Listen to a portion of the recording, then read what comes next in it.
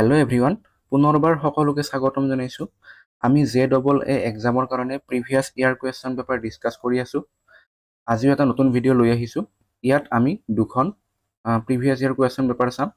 জিকে পাৰ্টখিনি চাম হা। আমি প্ৰথমতে জিকেখিনি শেষ কৰি আছোঁ। জিকেখিনি শেষ হোৱাৰ লগে লগে আমি মেথছ আৰু ৰিজনিং এইখিনি লৈ আহিম, ঠিক আছে। গতিকে আজি ভিডিঅ'টো আৰম্ভ কৰিছোঁ।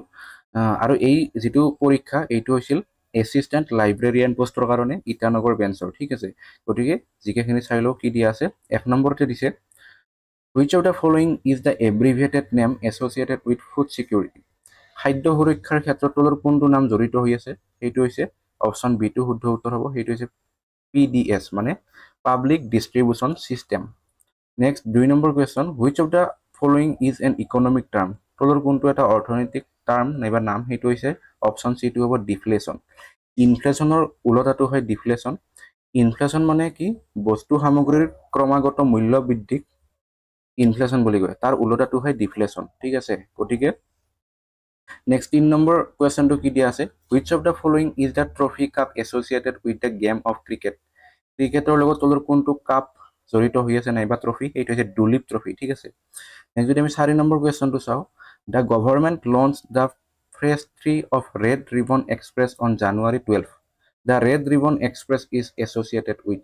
এইটো কাৰেণ্ট এফেয়াৰ্ছৰ পৰা দিছিল। 2013 চনত হৈছিল এই পৰীক্ষাটো। 2013 চনত হৈছিল। গতিকে 2013 চনৰ কাৰেণ্ট এফেয়াৰ্ছ বৰ্তমানৰ কাৰণে ইম্পৰ্টেণ্ট নহয়, তথাপিও জানি থওক যিটো the red ribbon express. Red ribbon express এই নামটো এইডছ নাইবা HIV বেমাৰৰ সৈতে সম্পৰ্কিত। নেক্সট 5 নম্বৰ question, by which name the river Brahmaputra enters into India. সেইটো হ'ব দিহাং। ব্ৰহ্মপুত্ৰ নদীয়ে পোনপ্ৰথমে ভাৰতবৰ্ষত অৰুণাচল প্ৰদেশত প্ৰৱেশ কৰে। অৰুণাচল প্ৰদেশত দুটা নাম লয়, চিয়াং নাইবা দিহাং। পাহাৰৰ যিটো আমাৰ অৰুণাচল প্ৰদেশৰ পাহাৰ আছে তাত তাৰমানে ব্ৰহ্মপুত্ৰ নদীখনক চিয়াং বুলি কোৱা হয়, আৰু সমতলত অৰুণাচল প্ৰদেশৰ সমতলত দিহাং বুলি কোৱা হয়। Next 6 number question, which of the following book has been written by Kamala Das. তলৰ কোনখন কিতাপ কমলা দাসে লিখিছিল? এইখন হৈছে option D2 tonight this savage rite, ঠিক আছে। এইখন হৈছে কালেকশ্যন অফ লাভ পয়েম, ঠিক আছে। নেক্সট 7 নম্বৰ question, which state has smallest land area. তলৰ কোনখন ৰাজ্যৰ আটাইতকৈ কম মাটিকালি আছে? এইখন হৈছে গোৱা, ঠিক আছে, Goa. Sudden fall in the barometric reading indicates what. সেইটো হৈছে ষ্টৰ্ম, ধুমুহা নাইবা শিলাবৃষ্টি সূচায়। নেক্সট 9 নম্বৰ question, where did Mahatma Gandhi first try the weapon of satyagraha. সেইটো হ'ব চাউথ আফ্ৰিকা। দক্ষিণ আফ্ৰিকাত প্ৰথমে মহাত্মা গান্ধীয়ে সত্যাগ্ৰহৰ ধাৰণাটো প্ৰয়োগ কৰিছিল। নেক্সট 10 নম্বৰ question, the custom of having many ৱাইফছ ইজ ন'ন এজ। বহুত নাইবা এটাতকৈ বেছি পত্নী থকা যিটো কালচাৰ, তাক কি বুলি কোৱা হয়? তাক কোৱা হয় পলিগেমি বুলি কোৱা হয়। এগৰাকী পত্নী থকা যিটো কালচাৰ সেইটোক মনোগেমি বুলি কোৱা হয়, আৰু দুগৰাকী পত্নী থকা যিটো কালচাৰ তাক বাইগেমি বুলি কোৱা হয়। গতিকে এইখিনি আছিল জিকে পাৰ্ট। ইয়াৰ পাছত এইখিনি জেনেৰেল ইংলিছ আছে। ইংলিছখিনিও চাম আমি পিছলৈকে, ঠিক আছে। গতিকে আৰু এখন পেপাৰ আছে, সেইখন আমি চাই লওঁ এতিয়া। এতিয়া আমি এই প্ৰশ্ন কাকতখন চাম। এই পৰীক্ষাটো হৈছিল ষ্টেনোগ্ৰাফাৰ গ্ৰেড 1, ষ্টেনোগ্ৰাফাৰ গ্ৰেড 1 পোষ্টৰ কাৰণে। গতিকে আজিৰ এইখন পেপাৰ চাই লওঁ। গতিকে 1 নম্বৰ কুৱেশ্যনটো কি দিছে? When do we observe national consumers day. ৰাষ্ট্ৰীয় গ্ৰাহক দিৱস কেতিয়া পালন কৰা হয়?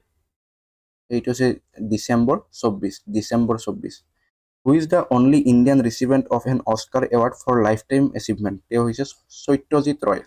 সত্যজিৎ ৰয়ে অস্কাৰ বঁটা লাভ কৰিছিল জীৱনজোৰা সাধনাৰ বাবে।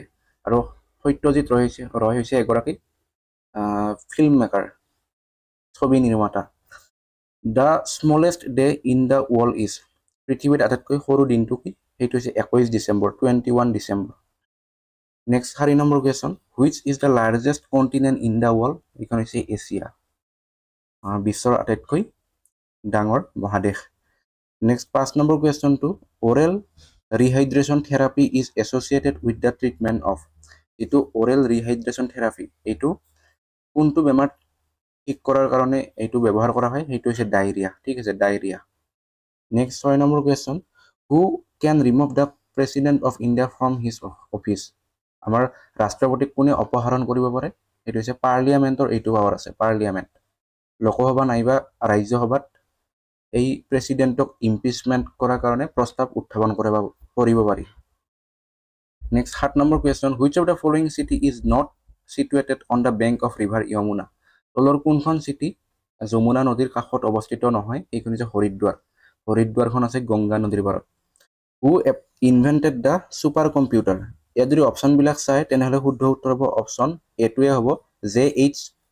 ভন কাছেল ঠিক আছে 9 নম্বৰ question which planet has the maximum number of satellite কোনটো গ্ৰহৰ আটাইতকৈ বেছি উপগ্ৰহ আছে সেইটো হৈছে চেটাৰ্ণ শনি গ্ৰহৰ নেক্সট 10 নম্বৰ question in which year the first laptop introduced সেইটো হ'ব 1981 হ'ব 1981 what is Ubuntu UBANTU Ubuntu হৈছে এটা অপাৰেটিং চিষ্টেম OS নেক্সট 12 নম্বৰ question name the first Indian to take a hat-trick in one day international cricket match কোনে প্ৰথমতে hat-trick কৰিছিল এখন ODI মেটচত ওৱান ডে ইণ্টাৰনেশ্যনেল ক্ৰিকেট মেটচত সেইটো হৈছে আমাৰ চেতন শৰ্মা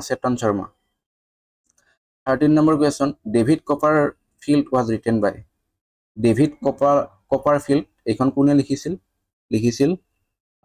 কোন হ'ব তেওঁ হৈছে চাৰ্লছ ডিকেন্স অপশ্যন বিটো শুদ্ধ উত্তৰ next 14 number question first women to win a Nobel prize for literature সাহিত্যৰ ক্ষেত্ৰত নোবেল প্ৰাইজ পোৱা বিশ্বৰ প্ৰথমগৰাকী মহিলা কোন তেওঁ হৈছে Selma লাগেৰঅফ 15 number question name the actor who played the roll of James bond in the movie টুমৰো never dies এই মুভিখনত জেমছ বণ্ডৰ অভিনয় কৰা এক্টৰগৰাকী কোন এই হ'ব ইয়াত যদি ভালকৈ চাই পিয়াৰ্ছ ব্ৰছনেন এইটো হ'ব ঠিক আছে নেক্সট 16 নম্বৰ question Omkara a Hindi film by Vishal Bhardwaj is based on which Shakespeare's work সেইটো হ'ব অথেল্লো এই